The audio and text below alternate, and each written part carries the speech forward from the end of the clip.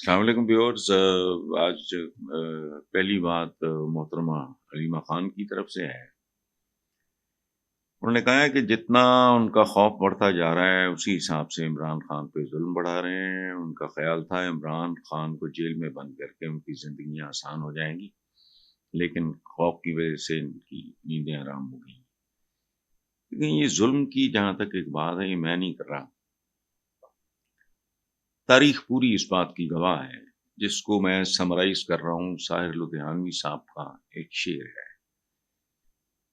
ظلم پھر ظلم ہے، بڑھتا ہے تو مٹ جاتا ہے، خون پھر خون ہے، ٹپکے گا تو جم جائے گا۔ ٹھیک، بھٹو مثال ہے پوری دنیا میں، چے گویرا اور پتہ نہیں سلطان ٹیپو، یہ کوئی اس لیے نا وہ ظلم پہ نہ گھبرائیں، اللہ سے خیر مانگیں، بہتری مانگیں، جو اس کا فیصلہ ہوگا وہی ٹھیک ہوگا۔ آگے چلتے ہیں جی۔ رانا ثناء اللہ نے کہا کہ ہم عمران خان کے ساتھ بیٹھنے کے لیے تیار ہیں، عمران خان کے بیٹے اپنے والد سے ملنے کے لیے آئیں، یہ ان کا حق ہے، کوئی اس میں نئی بات نہیں ہے، حق ہے ان کا۔ اچھا، کوئی نئی بات نہیں کر رہا ہے۔ پہلے پہ میں بعد میں آؤں گا ان کی پہلی بات کہ اگر عمران ہمارے ساتھ بیٹھنے کے لیے، اچھا اگر سیاست کریں گے تو گرفتاری ان کے لیے گھی شکر ہوگی، بیٹوں کے بارے سے بارے میں پی ٹی آئی پارلیمنٹ میں ہمارے ساتھ بیٹھے تو اڈیالہ کے دروازے بھی کھل جائیں گے۔ اب یہ بڑی سٹیٹمنٹ بڑی زبردست ہے۔ پہلی بات، عمران خان کے بیٹے اپنے والد سے ملنے کے لیے آئیں، یہ ان کا حق ہے، کون سی نئی بات ہے؟ بادشاہت ہیں،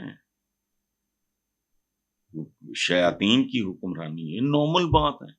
باپ جیل میں، ٹھیک ہے، بیٹے ملنے آئیں گے، اور وہ بھی جو پہلی بار شاید ملنے آ رہے ہوں گے، یہ کوئی توب نہیں ہے۔ اچھا، یہ دوسری بات ٹپکل غلیظ پاکستانی سیاست اور سیاسی ذہن کو انڈیکیٹ کرتی ہے۔ اگر سیاست کریں گے تو گرفتاری ان کے لیے گھی شکر ہوگی، مطلب پاپولر ہوں گے، ریکگنائز ہوں گے۔ یہ رانا ثناء اللہ کو یہ بات سمجھنی چاہیے as a student of politics. ہم تو جانتے نہیں یہ کیا کام ہوتا ہے، یہ گندگی اور غلاظت کا ڈھیر ہے، اور یہ سوچ بھی نیگیٹو ہے۔ گرفتاری ان کے لیے گھی شکر اور لعنت، یہ غلط ہے۔ ہماری روایات گندی اور بوگس ہیں۔ مجرم ہے، نواز شریف ہے، شہباز شریف ہے، کوئی بھی اس کو سزا فارغ کرو۔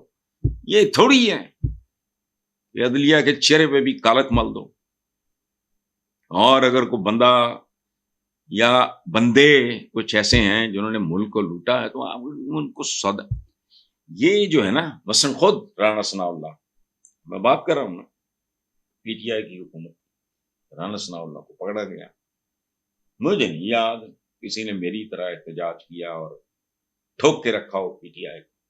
یہ گندے کام، تو یہ دروازے کھل جائیں گے، آپ کے ساتھ بیٹھے گا تو دروازے پہ نہیں بیٹھتا، اس کا مطلب آپ کے ساتھ نہ بیٹھنے کی سزا ہے۔ اڈیالہ کے دروازے کھل جائیں گے، کیوں کھل جائیں گے بھی؟ اگر وہ مجرم ہے تو کیوں کھل جائیں گے آپ کے ساتھ بیٹھنے سے؟ قطعاً نہیں بیٹھے گا۔ اس کی وجہ ہے، اس کا تو سارا نیریٹو، سارا سٹانس ڈیمولش ہو جائے گا۔ اس کی تو پالیٹکس یہ ہے کہ سب چور ڈاکو اور لٹیرے، اور اب پورا پاکستان کنونس ہو چکا ہے، وائی شوڈ ہی؟ مطلب کیا ہے کہ ساڈے نال مکو، جیسے میثاق، وہ کیا میثاق جمہوریت بے نظیر نے بالکل ٹھیک، وہ میثاق مکا تھا، میثاق جمہوریت نہیں تھا کہ ہم کتوں کی طرح آپس میں لڑتے ہیں تو ونڈ کھاؤ تے کھنڈ کھاؤ، مل جل کے لوٹتے ہیں، واریاں بوریاں لیندے رہیے اور مل کے کم پائیے، ختم۔ وہ بیٹھ جائے تو اس کے پیچھے باقی کیا رہ گیا؟ فزیکل ڈیتھ کی اہمیت کوئی نہیں ہوتی۔ پاکستان کو ہندوستان کی جب اکٹھے تھے، تاریخ اٹھا کے دیکھو، سلطان ٹیپو شہید کیسا ہے؟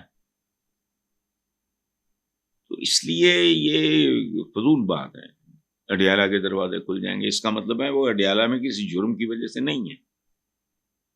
جو آپ کو پڑھائی نہیں دے رہا رکھا ہوا ہے، تو کب تک ہوگا کیا، کہاں تک جائے گی بات؟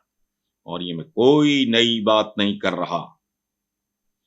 پی ٹی آئی گورنمنٹ میں جب رانا ثناء اللہ، اس سے بھی پہلے جب میرے بہت پیارے دوست ہیں، وہ ایف آئی اے کے پتہ نہیں ڈی جی ہوتے تھے کیا ہوتے تھے، بریگیڈیئر اسلم کمار، اس وقت جب رانا ثناء اللہ پہ پہلی آواز میری تھی اور آخری بھی میری تھی.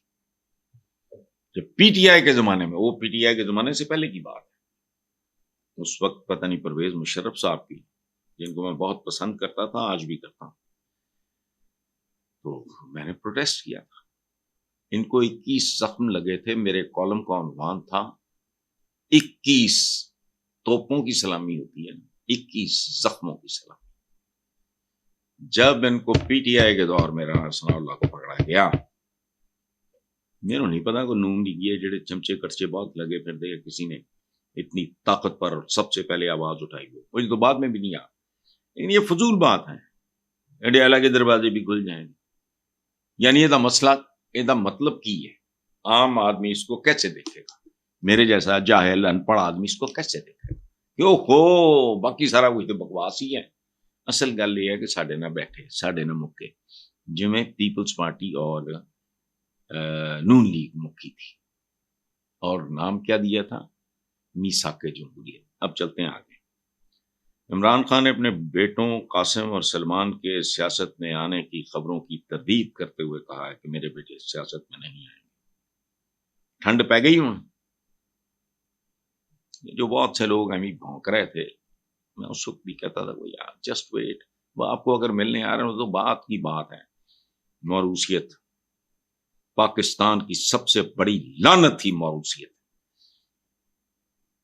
برا بڑھ جاندے ہے، کنبا بڑھ جاندا ہے، سمدھی بڑھ جاندے نے، سالے بنے یہ پتہ نہیں کون کون، تیاں تے پتر تے اچھا تردید کر دی ہے. ٹھنڈ پڑ گئی. اب اس نے کہا ہے میرے بیٹے سیاست میں نہیں آئیں گے اور نہ ہی وہ پاکستان میں کسی سیاسی تحریک کا حصہ بنیں گے. سمجھ آئی بات؟ ٹھنڈ پڑ گیا، تسلی ہو گئی. اب بھی جن کا کام بھونکنا ہے تو ظاہر ہے وہ جاری رکھیں. آخری بات، عمران خان سے جب ایک صحافی نے یا کسی صحافی نے پوچھا کہ کیا آپ کے بچے احتجاج لیڈ کرنے پاکستان آئیں گے، عمران خان نے جو جواب دیا، مجھے میرے آفس سے یہی آیا، نہیں، باپ ہی کافی ہے. سمجھ گئے؟ Thank you very much.